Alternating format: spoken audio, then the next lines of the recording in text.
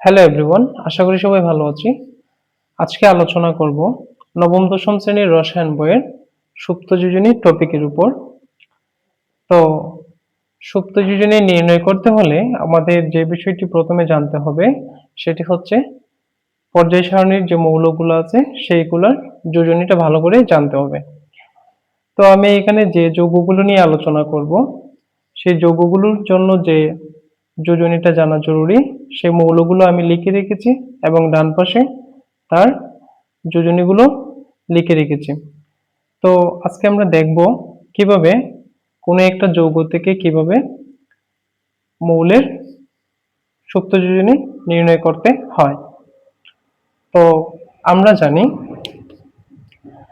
যে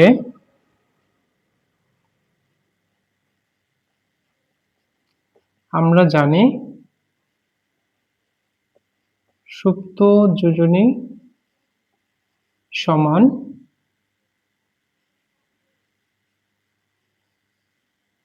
সর্বোচ্চ যোজনী মাইনাস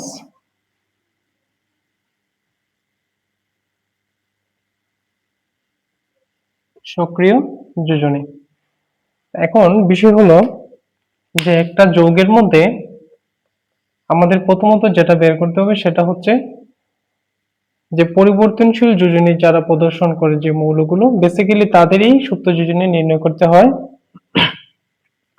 তো এখানে দেখা যাচ্ছে আয়রনের সুপ্ত যোজনী যদি আমাদেরকে নির্ণয় করতে হয় তাহলে আয়রনের সর্বোচ্চ যোজনী জানতে হবে এবং এই যৌগের মধ্যে অ্যাকচুয়ালি আয়রনের সক্রিয় যোজনী কত সেটা জানতে হবে। তো আমরা এক নম্বরের জন্য যদি দেখি তাহলে এখানে আয়রনের সক্রিয় যোজনীটা কত সেটা আগে আমাদেরকে বের করতে হবে। তো আজকে আমি আলোচনা করব যে সক্রিয় যোজনীটা বের করার যে একটা ট্রিক্স, এই সহজ নিয়মটা আমি আলোচনা করব। যেমন সক্রিয় যোজনী নির্ণয় করতে হলে আমরা একটা পদ্ধতি অবলম্বন করতে পারি, সেটা হচ্ছে এই যে যৌগ, এই যৌগের মধ্যে কিন্তু আমরা অক্সিজেনের যে পরমাণু যোজনীটা আছে সেটা কিন্তু আমরা সবাই জানি যে অক্সিজেনের যোজনী হচ্ছে 2। তাহলে অক্সিজেনের যোজনী দিয়ে কিন্তু আমাদেরকে আয়রনের যোজনীটা বের করতে হবে। অ্যাকচুয়ালি এই যৌগে আয়রনের সক্রিয় যোজনী কত। তো সক্রিয় যোজনীর জন্য আমরা অক্সিজেনের জন্য লিখতে পারি এখানে পরমাণু ইনটু যোজনী। তো দেখা যাক এখানে অক্সিজেনের যোজনী পরমাণু হচ্ছে 3, তাহলে আমরা লিখলাম পরমাণু 3 ইনটু, আমরা জানি অক্সিজেনের যোজনী হচ্ছে 2, তাহলে বসালাম 2, তাহলে 2 ইনটু 3 মানে হচ্ছে 6। তাহলে আমরা বুঝতে পারলাম যে অক্সিজেনের পরমাণু এবং যোজনীর গুণফল হচ্ছে 6। ঠিক তেমনি এখানে আয়রনেরও যে পরমাণু 2 আছে তার যোজনীর সাথে গুণ দিলে 6 হতে হবে। এখন যদি আমরা আয়রনের সক্রিয় যোজনী বের করতে হয় তাহলে আমরা লিখব আয়রনের পরমাণু হচ্ছে 2 ইনটু, আমরা কিন্তু অনেকেই জানি না যে এই যৌগে সক্রিয় যোজনীটা কত, কিন্তু আমি আগেই বলেছিলাম যে তাদের পরমাণু এবং যোজনীর গুণফল 6 হতে হবে। তাহলে ইকুয়াল টু আমি দিলাম 6। তো এখন যেটা করতে হবে, দেখতে হবে 6 হতে হলে 2 এর সাথে কত গুণ দিতে হবে। তো আমরা দেখতে পাচ্ছি 2 এর সাথে যদি আমরা 3 গুণ দেই তাহলে 2 ইনটু 3 মানে হচ্ছে 6। তাহলে এই 3 টা হচ্ছে এখানে আয়রনের সক্রিয় যোজনী।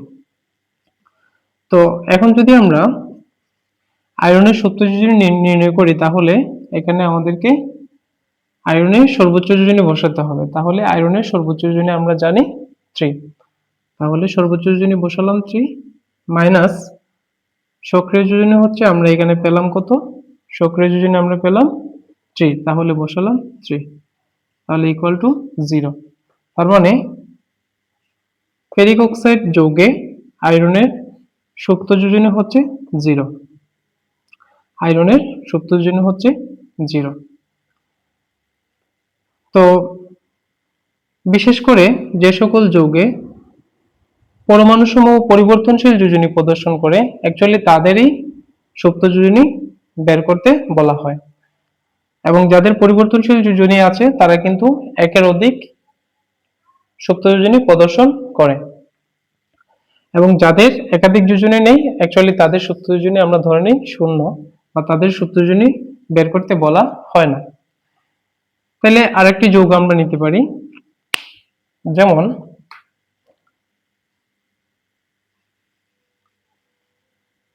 Ferrous chloride. তো ফেরাস ক্লোরাইডের ক্ষেত্রে আমরা কি পাই? তো ফেরাস ক্লোরাইডের ক্ষেত্রে আমরা যা পাই সেটা হচ্ছে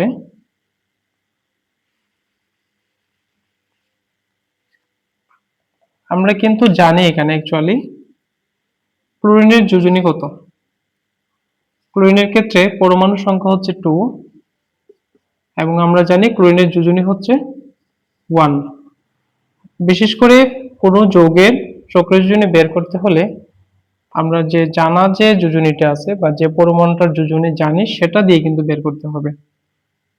তাহলে এখানে পরমাণুর সংখ্যা হচ্ছে 2, ক্লোরিনের যোজনী হচ্ছে 1, তাহলে 2 × 1 মানে হচ্ছে 2।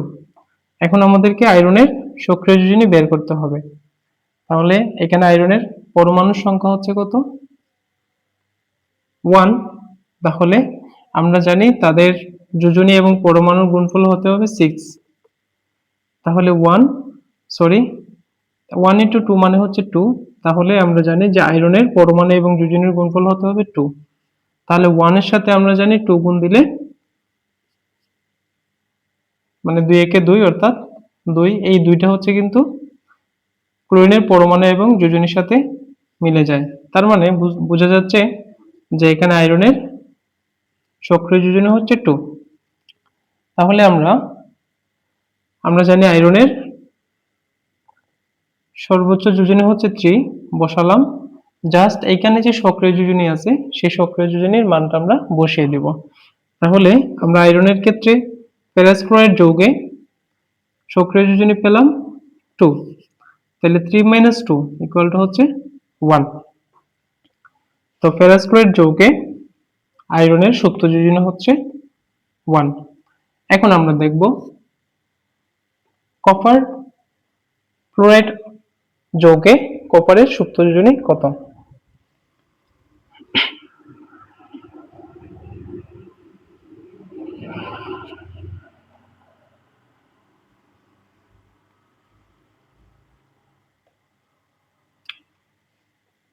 তো এখানে আগে আমরা এই যৌগ থেকে কপারের সক্রিয় যোজনীটা বের করে নিব। তো সেক্ষেত্রে আমরা প্রথমে লিখব ক্লোরিনের পরমাণু এবং যোজনী। তাহলে ক্লোরিনের পরমাণু হচ্ছে এখানে 2 ইন্টু ক্লোরিনের যোজনী আমরা জানি 1, তাহলে তাদের গুণফল হচ্ছে 2। তাহলে একইভাবে কপারের পরমাণু সংখ্যা হচ্ছে 1, পরমাণুর সংখ্যা হচ্ছে 1। আমরা জানি যেহেতু ফ্লোরিনের পরমাণু এবং যোজনী তাদের গুণফল 2, তার মানে কপারের পরমাণু এবং যোজনীর গুণফল হবে 2। তাহলে এখানে যেহেতু গুণফল 2, তার মানে 1 এর সাথে আমাদেরকে 2 গুণ দিতে হবে। তাহলে এই 2টা হচ্ছে কপারের সক্রিয় যোজনী। তাহলে আমরা জানি এখানে কপারের সর্বোচ্চ যোজনী হচ্ছে 2 মাইনাস কপারের সক্রিয় যোজনী হচ্ছে 2। তাহলে আমরা জানি যে 2 - 2 মানে হচ্ছে 0। তাহলে কপার ফ্লোরাইড যৌগে কপারের সুপ্ত যোজনী হলো 0। তো আমরা এইভাবেই চাইলে যে কোনো যৌগের সুপ্ত যোজনী নির্ণয় করতে পারি। তো এখন এই ছিল সুপ্ত যোজনীর উপর আলোচনা। যদি ক্লাসটি উপকারে আসে তাহলে কমেন্টে জানাবেন।